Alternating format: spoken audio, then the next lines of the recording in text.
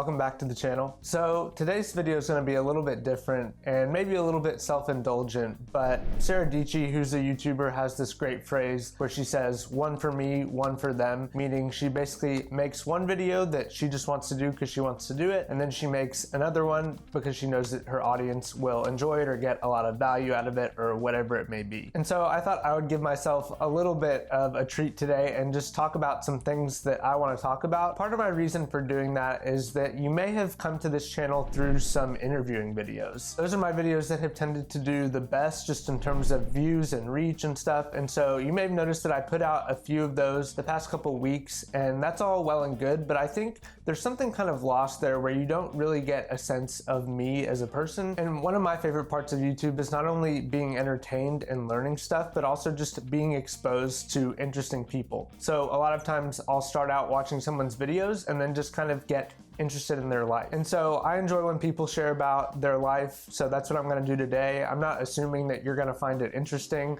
so if that doesn't sound interesting to you, then feel free to go elsewhere or maybe watch some of my other videos if those sound like they'd be more helpful to you. So the things I wanted to talk about today are, number one, kind of a life and career update. So just a general kind of rambly update of some things I've just been thinking about, trying to process recently. And then the second part, some stuff that I've been enjoying recently and hope you will enjoy too. So let's go ahead and get into it. Okay, so life and career. What to say here? So I think I'm in a really interesting spot in terms of both life and career. So starting with career, you may have seen I did a video a few months ago about kind of reflecting on 5 years as a developer. So I've been doing this now for at or over 5 years, depending on how you count it. And I think that's kind of a really interesting inflection point for a few reasons. The first one, and maybe like kind of non-obvious reason this is an interesting point to be at in your career, I think, is because a lot of times I feel like that's kind of the point at which you're no longer explicitly excluded from a lot of job postings. So I've rarely seen more than 5 years experience wanted on any kind of job post. And so I feel like at that point for most people, assuming you've taken kind of a learner's mentality and attitude, you are kind of well qualified for most jobs. And so it's an interesting place to be in because for me at the beginning of my career, so much effort and time went into just optimizing learning and even LinkedIn, how I was presenting myself in the market, getting better jobs that would help me learn more and do more, and all that's been really good. But now that I'm kind of at the 5-year mark and have had the jobs that I've wanted, especially the past 3 years and the job that I've been in, now I'm starting to think about what are kind of the next 5, 10, 15 years going to look like. Another reason I'm kind of thinking about what is the next big chunk of my career going to look like is because I've always been in agencies, and there are some things about agencies that are specific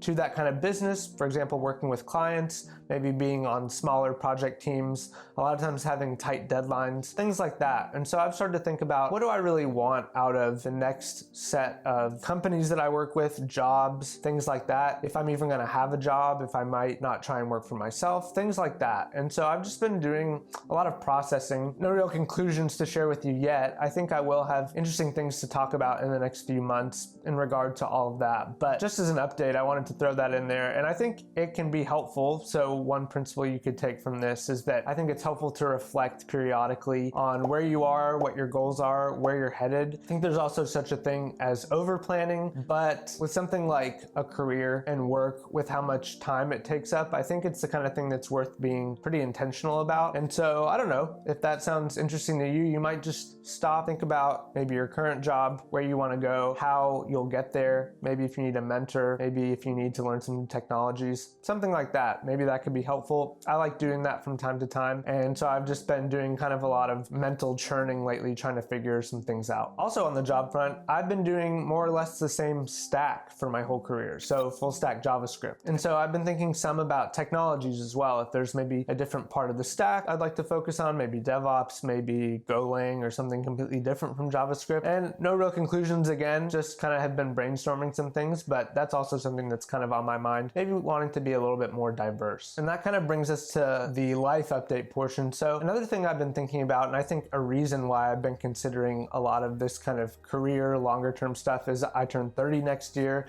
I know it's kind of an arbitrary milestone, but for me, that feels like, oh, that's old. And so I've just been kind of feeling a little bit like youth is fleeting, and kind of like the experimentation phase of life to a certain degree is kind of coming to a close. And that's a little bit sad, but I don't think it necessarily has to be. And so I'm just trying to like kind of think through what should life look like as I kind of move towards middle age, which sounds weird to say, but I'm kind of a future oriented person if you haven't figured that out already. And so I've just been doing a lot of kind of regarding about not only what do I want career to look like, but what do I want life to look like, and how do I want things to kind of be arranged. You know, I don't really like the term lifestyle design. Tim Ferriss coined that, I believe, about 15 years ago. And so for lack of a better term, I've been thinking about lifestyle design and how I want things to kind of look on a weekly and daily basis in regards to work and in regards to everything outside of work as well. So that's kind of the life and career update. I think the takeaway is I'm doing a lot of reflections, no real conclusions to share with you yet, but definitely some big changes coming in the next couple months, and I'm excited to make videos about those things. So let's go ahead and move on to some things I've been enjoying. By the way, I have a newsletter called L-Bombs World, and there's a section in it called Pete's Picks where I share things I've been enjoying. And so if that sounds interesting, you can feel free to subscribe below. The link is in the description. The newsletter is just the best idea I found that week, as well as things I've been enjoying and links to whatever videos I published that week. So consider subscribing if that sounds interesting, or if you'd just like to keep up with me. Okay, so things I've been enjoying. I'm going to talk about a course, a couple podcasts, and a book. Okay, let's talk about the course. So the course is a live cohort-based online course from Daniel Vassallo, who is probably my favorite follow on Twitter, or one of them. Daniel's really well known for this philosophy of small bets, where you basically, instead of starting one big business, you make small bets and you kind of cap your downside. And there's a lot of other things in his philosophy, but the course is basically training on his approach to business. And it's been really interesting and really cool, and just been really excited to go to the sessions and learn about this approach to doing entrepreneurship. Daniel's also big into lifestyle design. That's kind of the ultimate goal of his business activities. And so that hooks in pretty well with what I was saying before about I've been thinking about what I want life to look like. And so that's been a nice kind of dovetailing of those two things.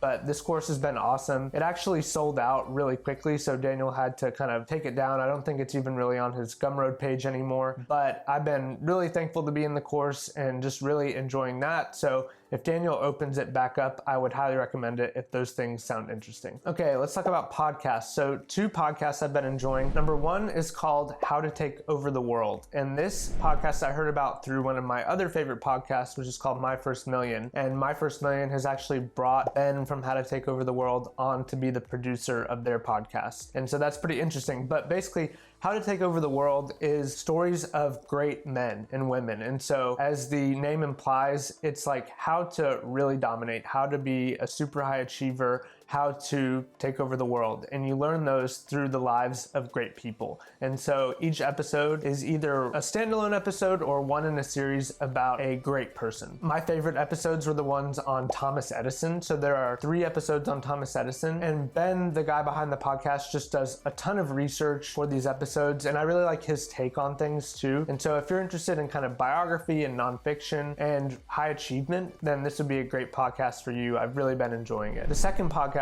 I will mention is called Acquired.fm, and Acquired started as a podcast detailing IPOs, but they kind of moved into a different model where they tell the story of companies in general. And so they've done quite a few interesting episodes. I think my favorite was they did a 3-part series on Berkshire Hathaway, Warren Buffett's company, but they've done other really interesting episodes like on Taiwan Semiconductor, which is not a company I knew anything about. And both of the guys, Ben and David behind the podcast, are in venture capital. And so they have a really interesting way of analyzing businesses and also just telling the stories. They do a ton of research and are just really smart guys. So if that sounds interesting, I would recommend Acquired.fm. And the last thing I've got for you is a book. So I saw this book recommended on Twitter when Sam Parr from My First Million was asking for book recommendations. Someone recommended this book, How to Get Filthy Rich in Rising Asia. And if you can look past the title a little bit, it's a really interesting book. So it basically is a mix between kind of fiction and a business self-help book. And it's really interesting because it's written entirely in second person. So it's a self-help book, and it's kind of like talking to you, but it's telling the story of this guy. And so you're this guy, the main character, if that makes sense. So you're being addressed by the narrative voice in the book, but you are essentially the main character. And it tells the story of this guy, the main character, who becomes a bottled water magnate in Pakistan. It doesn't say Pakistan, but the author's from Pakistan, and so you kind of just assume. And it tells the story of how the main character kind of goes from a rural village all the way to being incredibly wealthy in bottled water in Pakistan. And I just really enjoyed it. It's been really interesting to see kind of a fictional rise of somebody kind of from rags to riches, and would recommend it if that kind of thing sounds interesting to you. If you like business, you'll probably enjoy this. Okay, so that is all for now. Like I said, I know this was pretty self-indulgent, probably not interesting for a lot of you people, but as Sara Dietschy says, one for them, one for me. So I guess this is just one of the ones for me. But if you're still here, you probably would like the rest of the channel. There's going to be kind of more personal updates coming in the future. But right now I tend to make videos on software engineering and self-improvement / career development stuff. So if that sounds interesting, subscribe. If you're more interested in just my life and some of the things I'm going to be doing in the next few months, then feel free to subscribe as well. And regardless, thanks so much for watching to the end, and I will see you in the next one.